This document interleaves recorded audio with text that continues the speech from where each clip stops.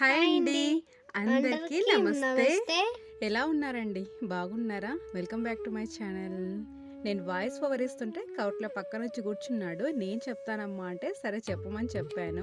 ఈసారి Vinayaka Chavithi festival August 26 and 27 వచ్చాయి. అది వీక్ డేస్‌లో వచ్చాయి. ఇంకా మేమైతే 26 సెలబ్రేట్ చేసుకున్నామండి. మా కొత్త ఇంట్లో వినాయక చవితి ఫెస్టివల్ మేమెలా సెలబ్రేట్ చేసుకున్నామో చూడండి.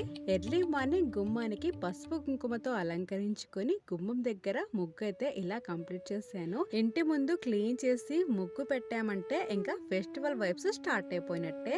ఈసారి ఫెస్టివల్ వీక్ డే వచ్చింది కదా, అదే మన ఇండియాలో అయితే వినాయక చవితి రోజు హాలిడే ఉంటుంది అండ్ వినాయక నిమజ్జనం రోజు కూడా హాలిడే ఉంటుంది. ఇక్కడ హాలిడేస్ ఉండవు కాబట్టి అందరు బిజీ.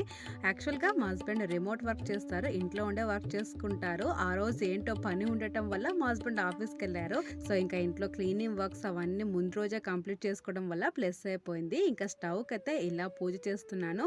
అట్లీస్ట్ ఫెస్టివల్ రోజైనా ఇలా పూజ చేసుకుంటే చాలా బాగుంటుంది అనిపించింది.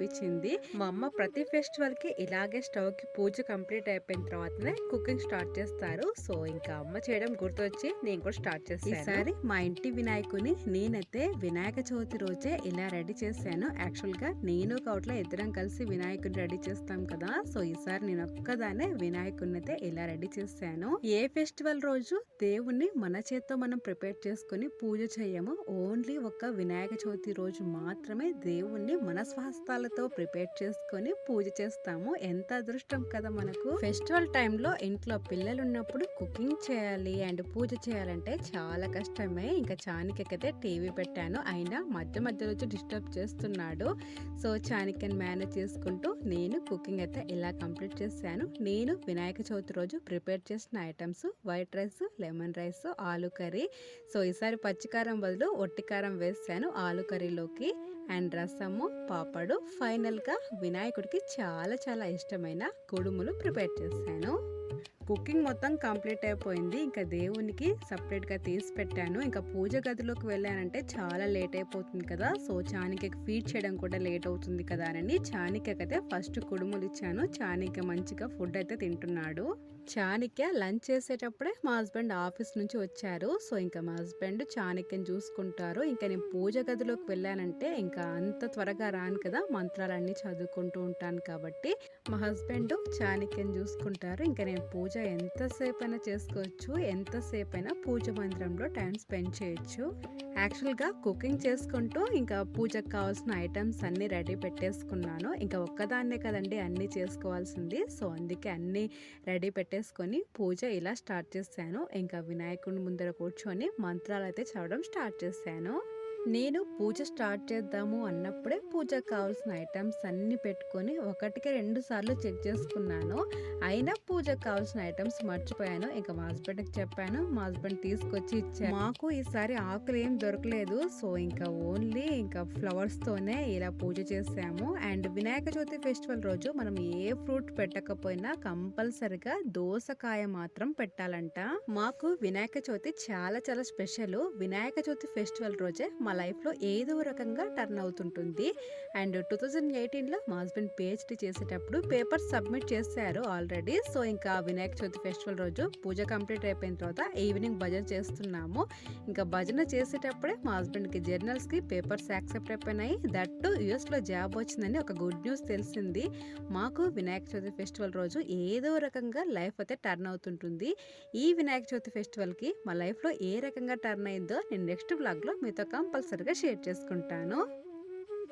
మా కొత్త ఇంట్లో వినాయక చవితి మేము ఇలా సెలబ్రేట్ చేసుకున్నాము.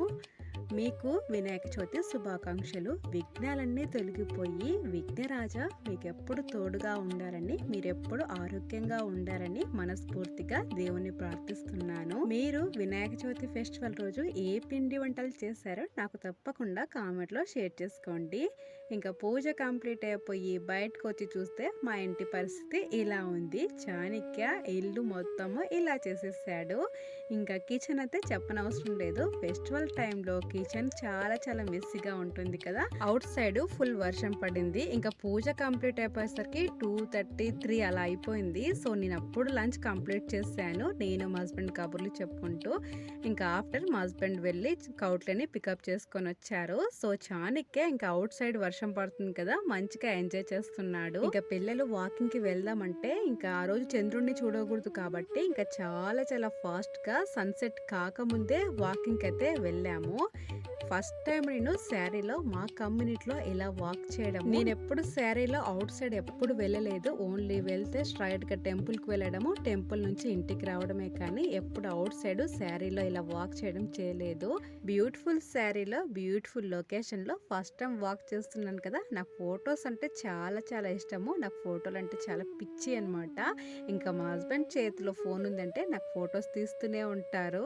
మేము వినాయక చవితి 3 days సెలబ్రేట్ చేసుకున్నాము. డే 2 వినాయకుడికి ఇష్టమైన జాగరి నైవేద్యంగా పెట్టాను అండ్ పెసల గుగ్గులు పెట్టాను. డే 3 వినాయకుడికి అర్చన చేసిన తర్వాత నేను నైవేద్యంగా కేసరి పెట్టాను. వినాయక చవితి ఫెస్టివల్ రోజు మనం కంపల్సరిగా వినాయకుడిని పసుపుతో చేస్తాం కదండి.